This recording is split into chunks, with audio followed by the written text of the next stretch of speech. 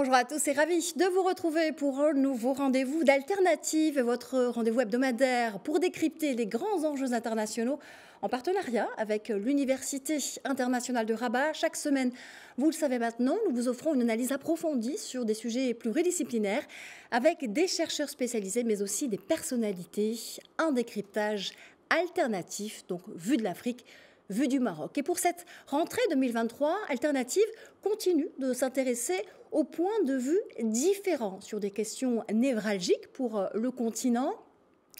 La récente tribune de l'écrivain Xavier Driancourt, publiée le 9 janvier dernier dans le journal français Le Figaro, fait partie de ces analyses qui suscitent la réflexion sur les relations entre Alger et Paris. L'Algérie s'effondre, entraînera-t-elle la France dans sa chute? C'est ainsi que l'ancien directeur général de l'administration du Quai d'Orsay, chef de l'inspection générale des affaires étrangères, a signé cet article. Xavier Driancourt a aussi et surtout été ambassadeur de France à Alger à deux reprises, de 2008 à 2012, mais aussi de 2017 à 2020. Des années d'expérience sur la réalité sociale et politique algérienne qu'il a retracée dans un livre, L'énigme algérienne, chronique d'une ambassade à Alger. Et c'est avec amertume qu'il parle de cette Algérie qu'il a appris à connaître et aimer et du peuple algérien ami. Il y évoque ainsi une répression mise en œuvre par une armée qui a fini par avoir raison des espoirs mis un temps dans le Hirak pour une démocratisation du pays. Il y parle aussi d'illusions françaises.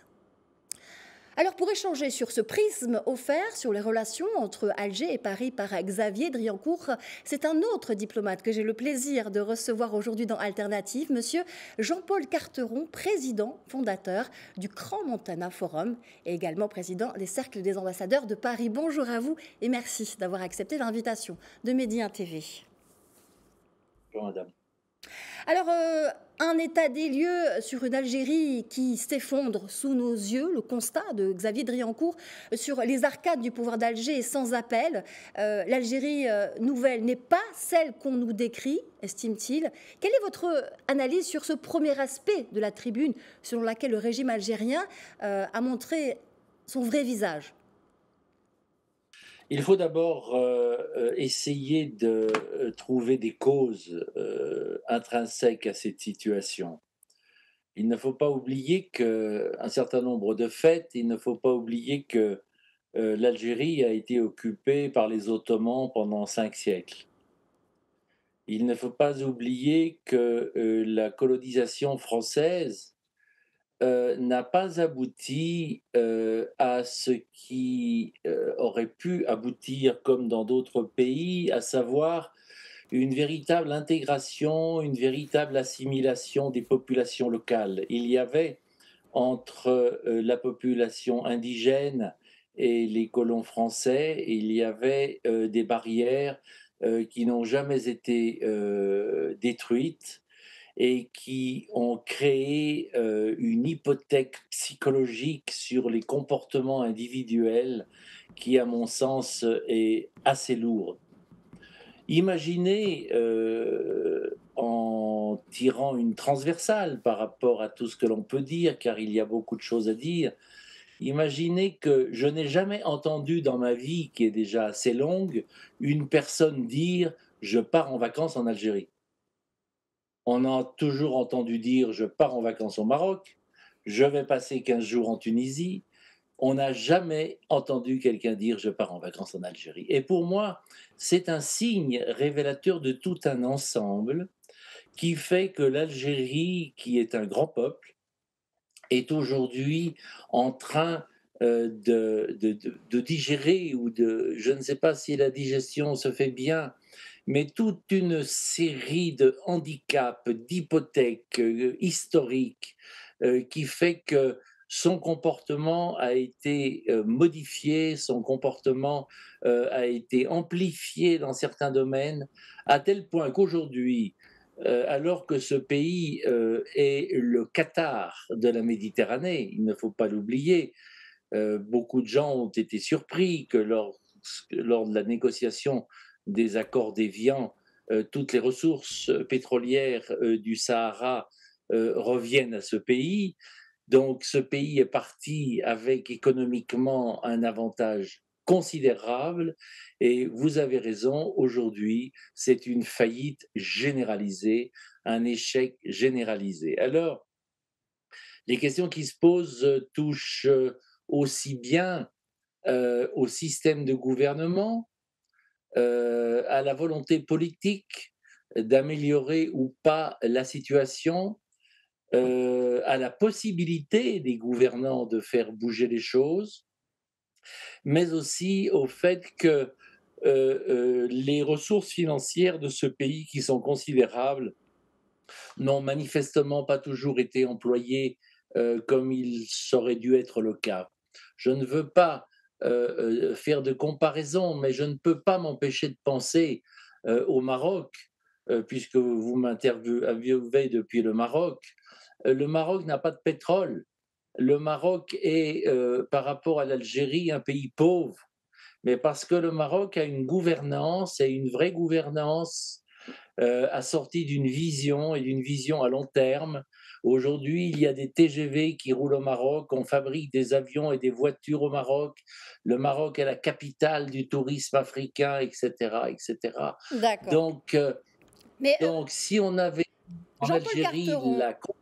c'est pour en revenir justement à l'Algérie, pardonnez-moi de vous couper, l'autre prisme qui mériterait d'être exploré dans cette tribune, je vous parliez de cause et de gouvernance, c'est la matrice du système algérien qui, de l'avis de Xavier Driancourt, se fonde sur un discours aussi anti-français, et ce alors que Paris s'illusionne, dit-il. Je le cite, « Nous croyons connaître l'Algérie parce que nous l'avons colonisée.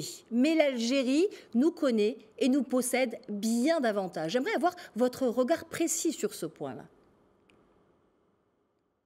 Écoutez, lorsqu'un pays connaît des difficultés intérieures graves, il a tendance à reporter sur l'extérieur et sur des cibles extérieures les causes de ces problèmes.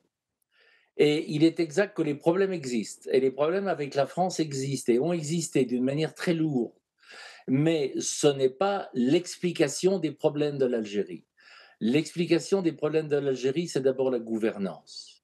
Et tout le monde s'entend à constater que cette gouvernance aurait pu être largement améliorée depuis longtemps. La nouvelle génération aurait pu depuis longtemps prendre les rênes, et il est bien évident que la France représente encore aujourd'hui, après je crois 60 ans ou 70 ans, la France représente encore la cristallisation de douleurs, de difficultés. Et les Algériens, les gouvernements algériens n'ont jamais réussi à sortir de ça.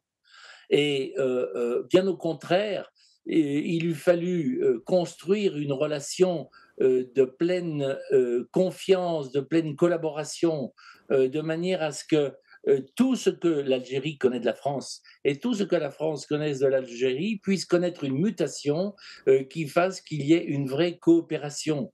Le régime algérien est connu pour être un régime extrêmement susceptible. Le président Sarkozy en parlait à Abu Dhabi il y a 5 ou 6 ans. J'ai eu moi-même l'occasion de voir, dès qu'il y a un problème, tout cela monte en vrille. Il y a une nervosité systématique. Alors, compte tenu des liens qu'il y a entre l'Algérie et la France, il est bien évident que les difficultés de l'Algérie ne peuvent pas ne pas se répercuter en France. Il y a une Précisément, cette tribune, Xavier Driancourt conclut en affirmant que l'Algérie reste un problème pour l'Hexagone, qui risque ainsi d'être entraîné dans cette chute annoncée du pouvoir algérien. J'aimerais avoir votre analyse sur cette corrélation précise établie par Xavier Driancourt sur cette double chute qu'il esquisse dans cette tribune. C'est peut-être l'appréciation de M. Driancourt est peut-être un peu brutale, mais il est bien évident que les difficultés que connaît l'Algérie ne peuvent pas ne pas avoir d'impact en France, alors qu'il y a des millions d'Algériens et leurs familles qui vivent en France. Et il est bien évident que lorsque des jeunes Algériens sentent que les projets d'avenir n'existent plus ou sont inaccessibles dans leur propre pays, ils ont tendance à regarder vers la France en se disant peut-être que là, il pourra se passer quelque chose. Mais là, on retombe sur un autre problème, et c'est peut-être une des motivations de l'analyse de M. Driancourt, c'est que la France n'a pas su intégrer les immigrés qui sont venus de l'Algérie. Vous savez, je prends toujours comme exemple mon pays, la Suisse, où il y a beaucoup d'immigration. Et à chaque fois que je rencontre un immigré en Suisse, il est fier d'être sur le chemin de sa naturalisation. Il se bat pendant des années pour devenir suisse et il veut être suisse. Pourquoi est-ce que nous n'avons pas réussi sur le plan français à faire la même chose? Alors, en ce sens, M. Driancourt a raison. Il y a des ondes de choc qui peuvent partir de l'Algérie et se répercuter sur les communautés algériennes en France qui, normalement, devraient être composées d'immigrés intégrés, assimilés, acceptés, aimés et identifiés comme tels. Pour moi, c'est ça la vraie réponse. Des ondes de choc qui partiront de l'Algérie, qui vont se répercuter sur la France. C'est une analyse donc que vous rejoignez en partie. Merci Jean-Paul Carteron d'avoir été avec nous pour cette alternative particulière. Je rappelle que vous êtes président, fondateur du CRAN Montana Forum et également président du Cercle des ambassadeurs de Paris. Merci madame, merci beaucoup. Et merci à vous, c'est la fin d'Alternative. À la semaine prochaine.